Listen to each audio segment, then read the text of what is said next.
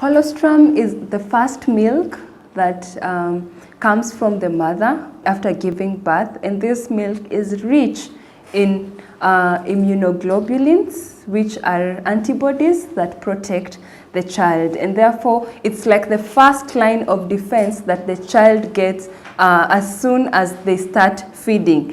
And this is an important thing, because when the baby is born, their systems is very fragile, and therefore they need to build antibodies, and they get antibodies from colostrum.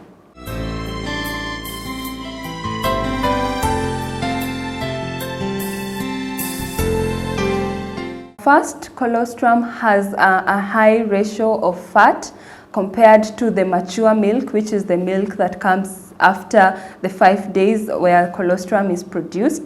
And so this fat provides the child with the energy they need for normal growth.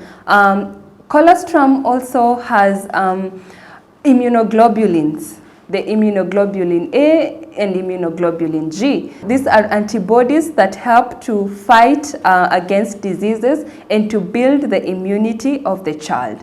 They also have proline, which is also a protection for the child.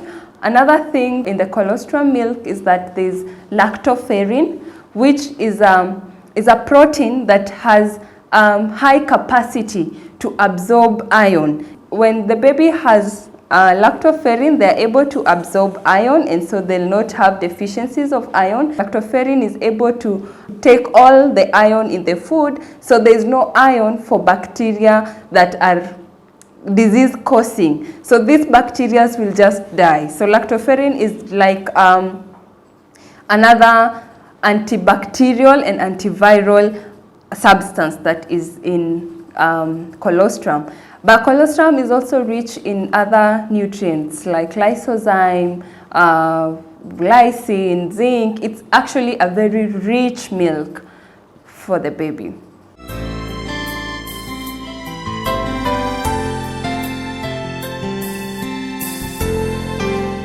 FOS, or fructooligosaccharides, and inulin, these are fibers.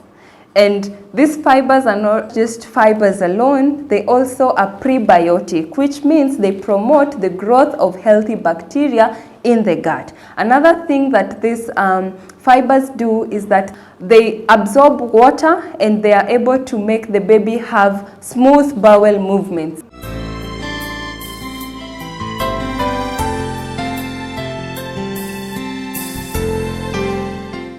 Choline is an important component in the colostrum milk because it develops or provides what we call acetylcholine. It actually helps in the development of acetylcholine, which helps in brain development and also in neurotransmitters and their normal operations in the system.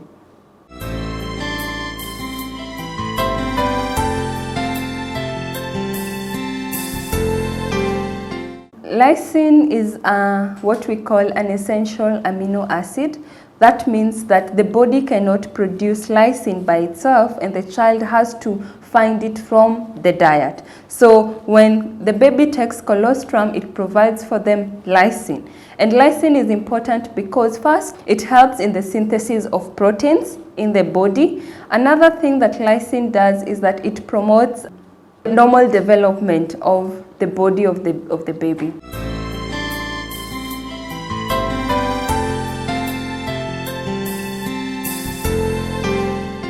Zinc is a very important micronutrient for the baby's growth. It is important especially in improving the appetite of the child. But also research is showing that when the child has received enough zinc, then they are able to have good sleep. Another thing about zinc is that zinc also helps children against diarrhea.